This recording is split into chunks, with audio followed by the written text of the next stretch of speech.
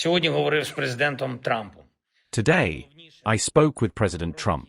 The primary focus was on ending the war. He is very well informed. He knows about the Russian strikes and the situation on the front line. He is aware that the Russians are now trying to make their attacks more intense. We in Ukraine fully support the American proposal for an immediate ceasefire. We've already tried many different formats, ways to stop the fighting, to stop the killing. We have spoken and offered Russia silence in the skies, an end to missile and drone strikes against civilian infrastructure in general, and specifically, a halt to attacks on the energy sector.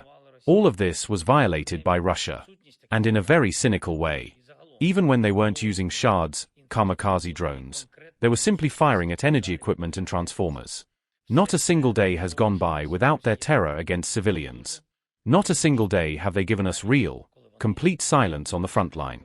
And the root cause of this war is simply Russia's desire to control the lives of its neighbors, to subjugate them, to kill them.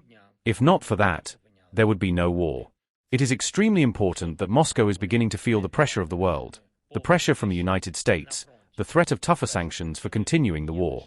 And one of the key sanctions tracks is indeed Russian oil. For Russia to move toward peace, it must run out of money for the war.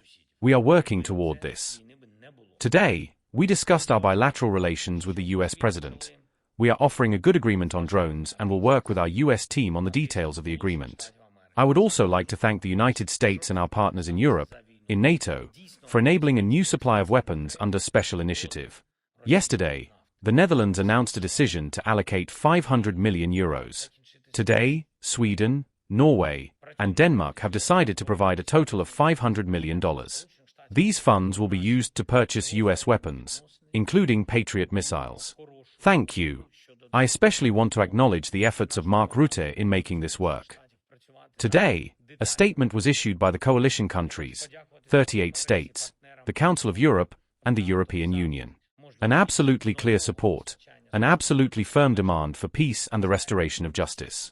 All Ukrainian children, and all our prisoners of war and civilian hostages, must be brought back home to Ukraine, and everything else that is necessary for peace, starting with an end to the killing. This must be done, and it is Russia that must do it. Russia must stop this war, the war it started and the war it continues to prolong.